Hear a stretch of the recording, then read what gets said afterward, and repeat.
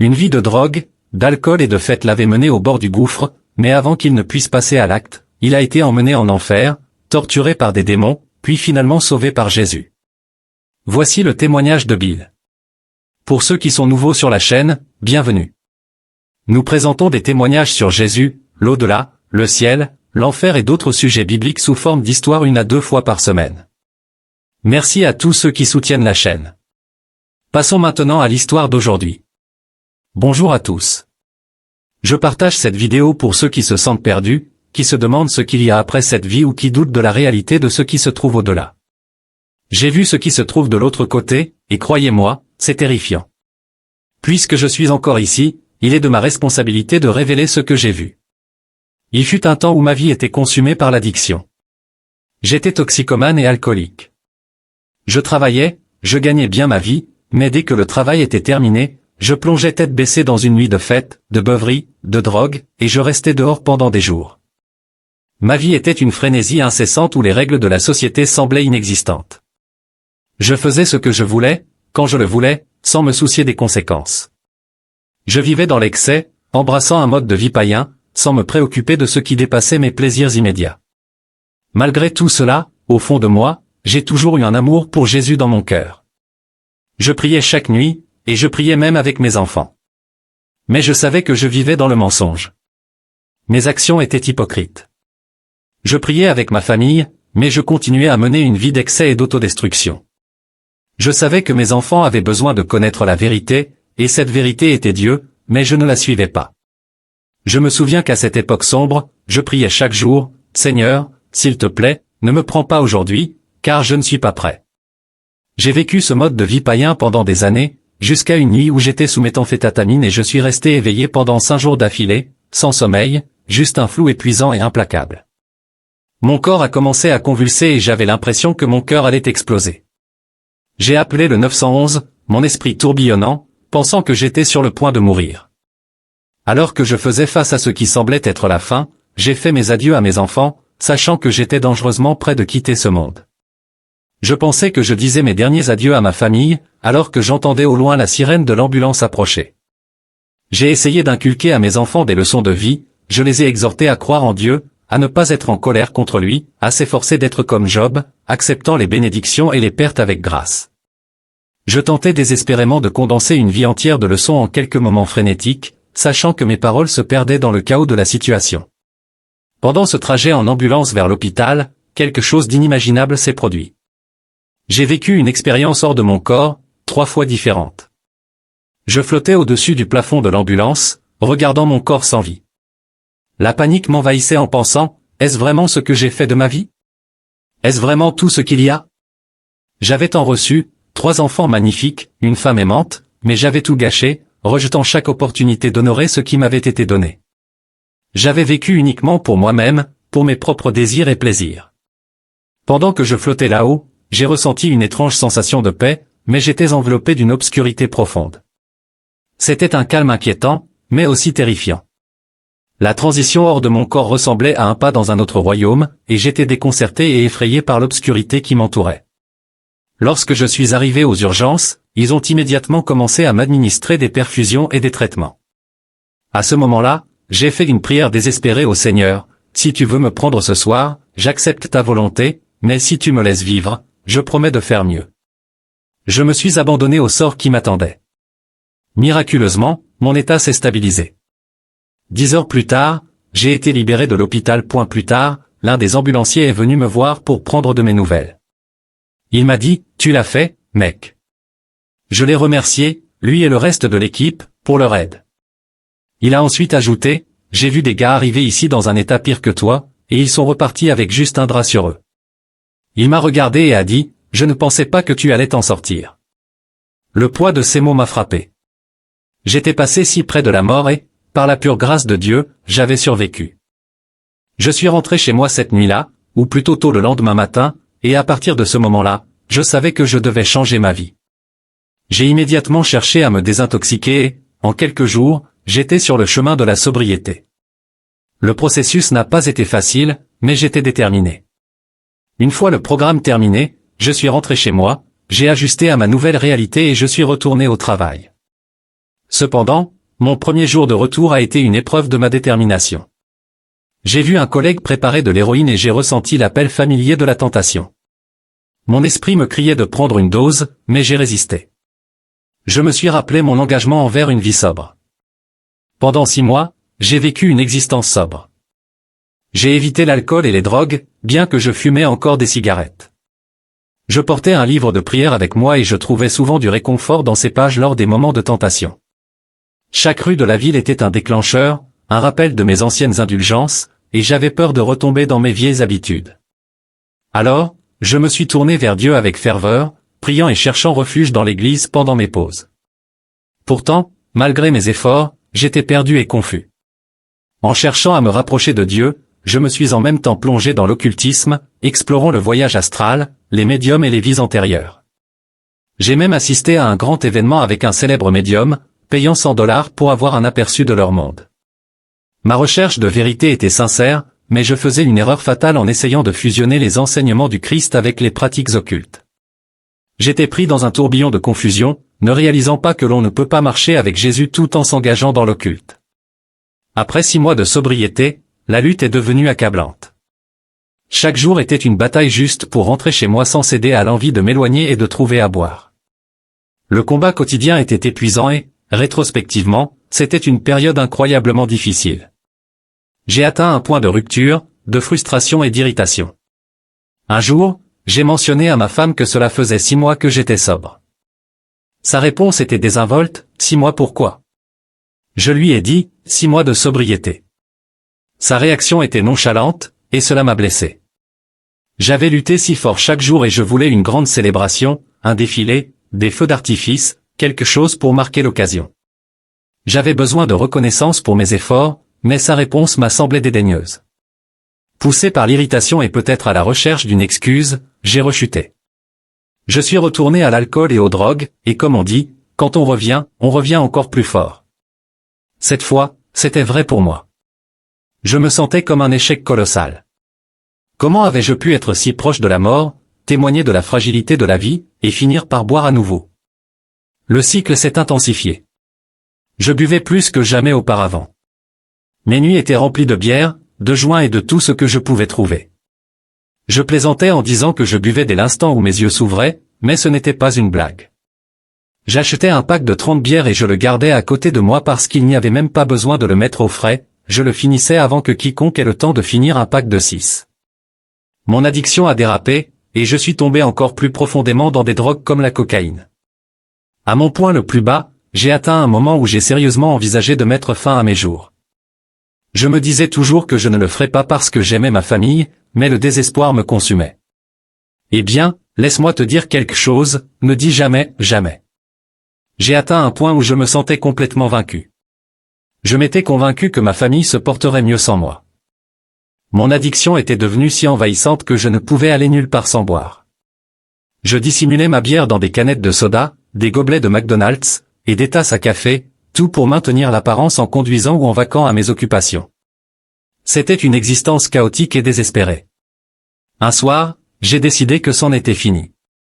Je me suis dit que ma famille serait triste pendant un moment, mais finirait par s'en remettre. Qui avait besoin d'un père ivre et peu fiable? J'ai trouvé une arme, je l'ai chargée et je me suis enfermé dans la maison. Je me suis assis là, l'arme dans la bouche, essayant de trouver le moyen le plus efficace d'en finir. Ma seule préoccupation était de ne pas rater mon coup. Je ne voulais pas finir comme ces images tragiques que j'avais vues en ligne de suicides ratés, leurs visages mutilés au-delà de toute reconnaissance. L'idée qu'une seule balle mette fin à toute ma douleur semblait presque réconfortante. Alors que je me préparais à appuyer sur la gâchette, quelque chose m'a arrêté. Une force soudaine, puissante point comme si un ange gardien intervenait. Je me suis rendu compte que mes enfants et ma femme étaient à la maison.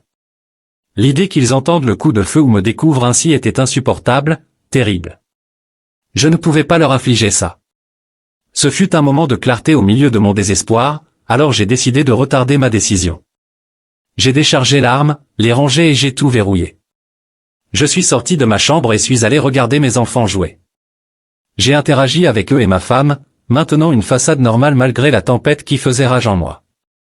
Le fait qu'ils étaient complètement inconscients de mes intentions était une expérience surréaliste et angoissante, comme mener une double vie, sourire et échanger avec ma famille tout en préparant intérieurement la fin de tout.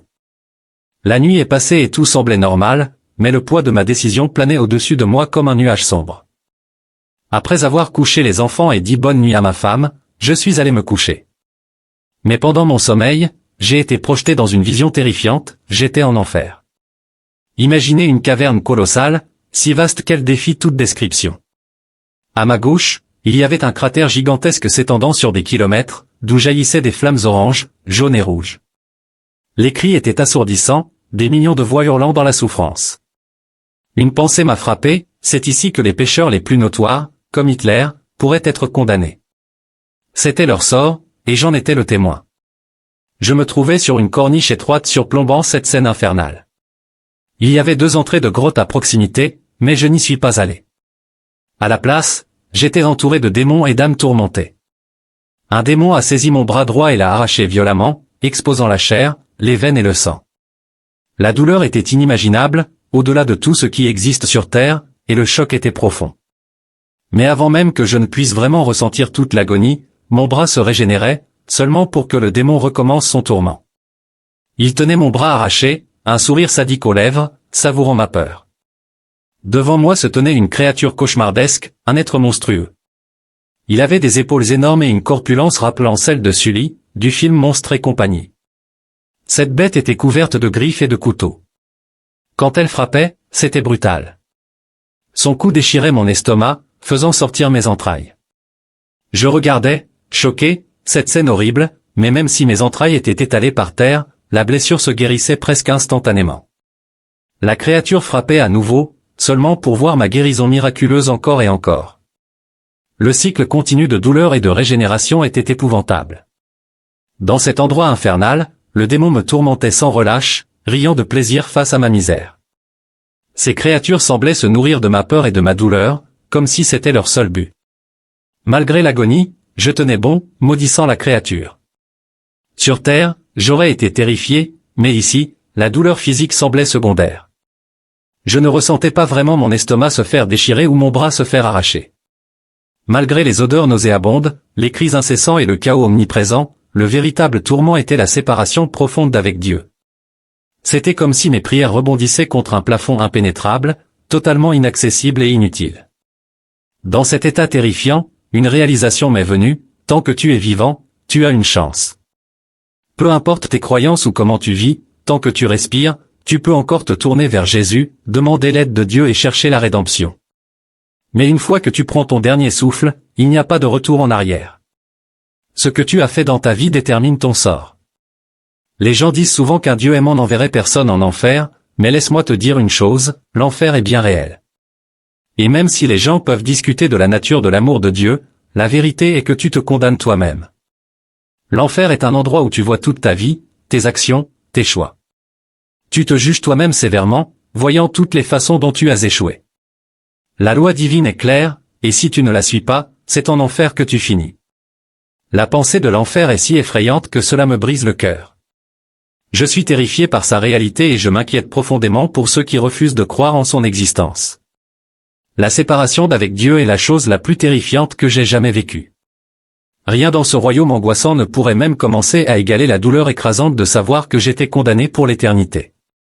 C'était un tourment implacable, sans fin, et le poids de mes opportunités gâchées me broyait. J'avais tout, ma femme, mes enfants, toutes les chances du monde, et j'avais tout jeté dans ma désespérance. Dans mon désespoir, j'ai prié avec ferveur, suppliant Dieu de regarder dans mon cœur, de voir tout le bien que j'avais fait et de me montrer de la miséricorde. J'étais submergé de regrets et de peur, implorant désespérément un signe d'espoir. Puis, une lumière extraordinaire a percé l'obscurité de cette caverne. Chaque crevasse et chaque ombre a été illuminée comme si un projecteur divin les éclairait. Instantanément, tout s'est arrêté. Les cris assourdissants et les tourments monstrueux ont cessé. Les démons et les horreurs qui me persécutaient ont été rendus impuissants en présence de cette lumière. Je savais avec certitude que c'était Jésus. Au moment même où il est arrivé, il a fait taire le chaos, laissant les démons sans pouvoir, et la caverne s'est transformée. Submergé et effrayé, je n'osais pas le regarder directement. Je gardais mon regard baissé et continuais à implorer, me sentant indigne et désespéré. Je criais à l'aide, à la recherche de salut, incertain de le mériter. Puis, comme en réponse à ma supplication, j'ai levé les yeux et je l'ai vu debout là. Jésus se tenait devant moi, à quelques pas seulement, rayonnant d'une beauté et d'une grâce indescriptibles. Son sourire était le plus radieux et aimant que j'ai jamais vu. Vêtu d'une robe blanche avec une écharpe brune, il était plus magnifique que n'importe quelle image que j'avais pu rencontrer, point plus sombre que les représentations habituelles, mais sa présence était indéniablement magnifique. Lorsque Jésus m'a regardé, il était écrasant de réaliser que c'était le Fils de Dieu, celui-là même qui avait enduré la crucifixion pour nos péchés. Le voir devant moi, sentir sa présence, dépassait tout ce que j'aurais pu imaginer. C'était irréel et profondément humiliant, sachant qu'il prenait le temps de m'aider, même dans un endroit aussi terrible que l'enfer. Sur terre, j'étais prêt à mettre fin à ma vie, consumé par le désespoir et l'addiction, et pourtant, Jésus était là, me regardant comme si j'étais la chose la plus précieuse au monde. Cette miséricorde et cet amour profond étaient au-delà de la compréhension humaine. Nous ne pouvons tout simplement pas saisir la profondeur de son amour, car notre capacité à aimer est si limitée. Je lui ai dit que j'étais désolé et que je l'aimais. Puis, il a tendu son bras droit et m'a soulevé. Nous avons ascendu à travers la caverne vers un royaume de béatitude, un ciel bleu magnifique. Nous communiquions par télépathie, et il m'a dit, « Je vais te débarrasser de tes péchés, tu as assez souffert. » En entendant cela, j'étais stupéfait. Mes addictions avaient été mon tourment, la raison même pour laquelle j'étais tombé dans le désespoir. L'idée qu'il enlève ses chaînes était incroyable. Je lui ai aussi demandé si je pouvais rapporter quelque chose de cette expérience, pour montrer aux autres et leur faire comprendre la vérité. Je voulais capturer cette expérience d'une manière qui ne laisserait aucun doute. Jésus, avec son sourire toujours présent, m'a simplement dit, « Ce n'est pas comme ça que ça fonctionne. » J'ai pris cela comme un rappel doux que la foi et l'espérance sont ce qui nous guident. Nous devons nous fier à ses qualités et faire confiance aux autres pour voir et comprendre à travers elles. C'est pourquoi je partage mon histoire aujourd'hui, pour m'assurer que je ne me retrouverai pas devant Jésus à devoir lui dire, « Je n'ai rien fait de ce que tu m'as donné. » Je sens que c'est maintenant le bon moment pour répandre le message. Quand je me suis réveillé cette nuit-là, vers 3 heures du matin, j'ai dit à ma femme, « C'est fini. » Elle m'a demandé, « Qu'est-ce qui est fini ?» J'ai répondu, « Jésus a pris mes addictions. » Sa réaction m'a surpris. Elle a simplement dit, « Eh bien, Alléluia. » Ma femme ne dit jamais Alléluia, alors c'était inattendu. Elle a accepté cela totalement, malgré avoir entendu des dizaines de promesses de ma part que j'arrêterais de boire et de consommer de la drogue. Des mois plus tard, je lui ai demandé ce qu'elle avait vu en moi qui l'avait fait réagir ainsi. J'étais curieux de savoir si elle avait vu quelque chose de spirituel, mais elle m'a révélé qu'elle n'avait pas ses lentilles de contact à ce moment-là et qu'elle ne pouvait rien voir. Ce qu'elle a ressenti, c'était quelque chose dans ma voix qui lui a donné la paix et l'a fait croire. Pour moi, c'était un signe de la vérité de ce qui s'était passé. Le plus incroyable, c'est que depuis cette nuit, je n'ai plus jamais touché à une bière ou à de la drogue. Ce n'est pas juste un changement mental ou une solution temporaire, c'est une véritable transformation. Il ne s'agit pas de philosophie New Age ou de trucs d'auto-assistance, c'est une réelle intervention divine. J'étais en enfer, et Jésus est venu me sauver. S'il ne l'avait pas fait, j'aurais certainement mis fin à mes jours le lendemain. C'est à quel point j'étais sûr de ma décision. La transformation est tout simplement miraculeuse. Pendant des années, je buvais constamment, j'étais drogué, et ma vie était un cycle sans fin d'intoxication. Je me couchais ivre et me réveillais ivre, jour après jour. Arrêter tout cela soudainement et vivre comme si cela n'avait jamais existé est une véritable intervention divine. Maintenant, 2 ans et demi plus tard, il me semble que ma vie passée appartenait à quelqu'un d'autre. Quand je repense au chaos, aux disputes, à cette attitude de dur à cuire que j'avais, tout cela me paraît si vide et insignifiant. Ce que Dieu a fait pour moi est incroyable. Il m'a sorti de cette vie et m'a montré quelque chose de totalement différent. Je ne suis pas parfait, et je ferai des erreurs comme tout le monde, mais je donne ma vie au Christ et fais de mon mieux. Ma vie est désormais centrée sur le temps que je passe avec ma famille, à créer des souvenirs, à vraiment connaître mes enfants et ma femme. C'est un retournement complet, et je suis reconnaissant pour chaque instant. J'ai embrassé le rôle de chef spirituel pour ma famille, veillant à ce que nous restions proches de Dieu. Avant cette transformation, je priais, mais nous n'allions jamais à l'église. Maintenant, c'est incroyable à quel point le message de la Bible est simple, frappez, et on vous ouvrira, demandez, et vous recevrez, cherchez, et vous trouverez. Je ne suis pas quelqu'un qui peut réciter des versets bibliques de mémoire, mais je m'engage profondément à apprendre et à comprendre la parole de Dieu. C'est crucial pour nous, en tant que disciples du Christ, d'être enracinés dans les Écritures, de nous armer de la connaissance et de la force qu'elles procurent. Ce qui m'est arrivé est rien de moins qu'un miracle. Jésus m'a libéré de mes addictions, à la drogue et à l'alcool, juste comme ça. Aucun rêve ou effort personnel n'aurait pu accomplir cela. Si tu cherches à comprendre comment cela s'est produit, regarde-moi, je suis la preuve vivante d'un miracle. Je ne suis pas spécial, juste une personne ordinaire qui a été sauvée de l'enfer par Jésus-Christ. Je veux partager mon histoire avec ceux qui luttent contre l'addiction ou qui souffrent d'abus, ceux qui pensent à tout abandonner parce qu'ils croient qu'ils détruisent tout ce qu'ils touchent. L'addiction peut tout enlever et te laisser te sentir sans valeur, mais tout ce qu'il faut, c'est se rendre. Dépose ta douleur et ta négativité au pied de la croix. Dis à Jésus que tu l'aimes et demande-lui de venir dans ton cœur, parce que tu ne peux pas gérer cela seul. S'il te plaît, prends ce fardeau, je ne peux pas le supporter, et si tu ne vas pas le prendre, alors donne-moi la force de passer au travers. Je me souviens avoir supplié Dieu, quand j'étais dans un endroit si sombre, tenant une arme, j'ai dit, Seigneur, tu dis que tu ne me donnes jamais rien que je ne puisse supporter, mais je ne peux pas supporter cela. Et à ce moment crucial, il est intervenu. C'est difficile à exprimer avec des mots, mais j'espère que vous comprenez la vérité de ce que je dis. Depuis ce jour, je porte l'image du Christ avec moi. Lorsque des doutes surgissent ou que l'ennemi essaie de me convaincre du contraire, je les repousse simplement au nom de Jésus. Je sais que le Christ est avec moi. Il y a une bataille spirituelle quotidienne pour chaque âme.